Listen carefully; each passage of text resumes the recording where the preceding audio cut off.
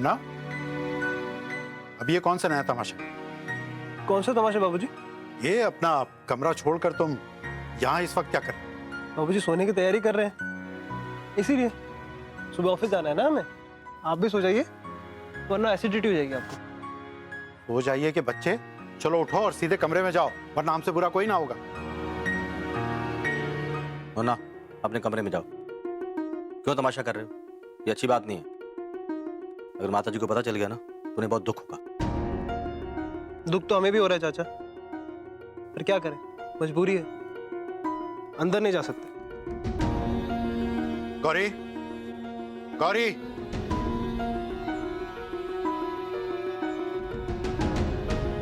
गौरी बेटा, तुम ही मुन्ना से माफी मांग लो और इस बात को खत्म करो।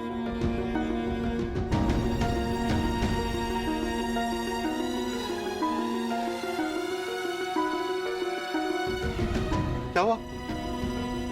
अरे उस दिन तो बड़ा समझा रही थी तुम हमें, अब क्या हो गया? तुम्हारी कथनी और करनी में फर्क क्यों है? हमारी समझ में नहीं आता, अगर तुम थोड़ा झुक जाओगी तो क्या फर्क पड़ जाएगा? लेकिन अगर उस दिन आप मेरी बात मान लेते और अम्मा जी से माफी मांगते तो मैं आपसे सीख लेके आज इनसे माफी मांग लेती। लेकिन अब मुझे ऐसे लगता है कि अगर मैंने इनसे माफी मांग ली तो ये हमेशा मुझसे यही उम्मीद करेंगे कि मैं ही माफी मांगू, चाहे मेरी गलती हो या ना हो। फिर इन्हें तो आदत पड़ जाएगी और फिर एक दिन मुझे मेरी जिद मनवाने के लिए अम्मा जी की तरह कोठरी में जाना होगा या तो सरला भाभी की तरह मायके। और सच में बाबूजी, मैं ऐसा नहीं करना चाहती हूँ। मुझे माफ कीजिए, लेकिन मेरी कोई गलती नहीं है, मैं इनसे माफी नहीं मांगूंगी।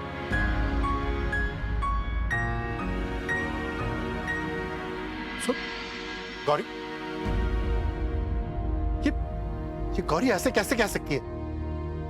क्या गलत कहा उन्होंने? वैसे भी जो देखा, जो सीखा, वही तो किया। तुम हद पार कर रहे हो शिव। हम कोई हद पार नहीं कर रहे बाबूजी, जो सच है वो कह रहे। ये सच नहीं है। आपके कहने से सच का झूठ तो नहीं हो जाएगा ना। वैसे भी आपके और अम्मा के बीच में जो कुछ भी हो रहा है उसका असर हम पे भी पड़ रहा है। मुन्ना, बकवास मत करो। और भाई साहब जो कह रहे हैं वो सच कह रहे हैं। तूने यहाँ बिस्तर लगाकर हद पार कर दिया आज। चाहे जो भी हो, तुम्हें अपना कमरा नहीं छोड़ना चाहिए। बेहूदगी है ये। हम सब चाहते हैं।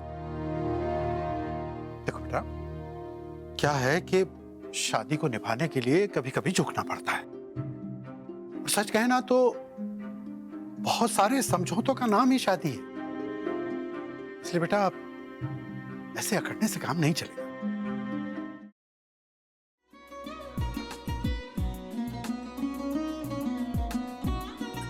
लावू का? हो. असाच लावू ना?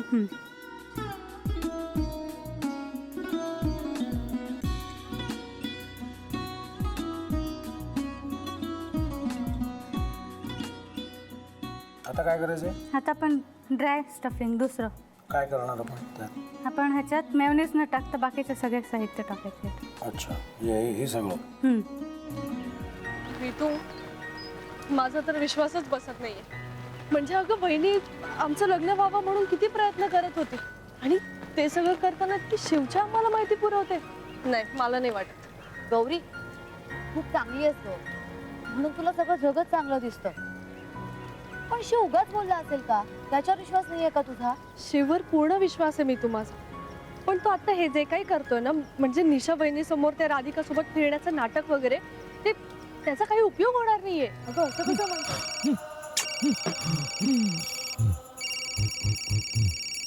अगं नीलिमा, जतीन भाईंचा कॉल आहे. हो माहितीये. रिसीव कर ना. अगं बघ, कट झाला. आता तू रिसीव केला नाहीस म्हणून ते मला करतील. अब पुन्हा आला बघ. घे बघू. पण हे एक ना एक दिवस घडणारच होतं. आता मला कळलं तुम्ही 2 दिवस झाले काय सांगत होता ते.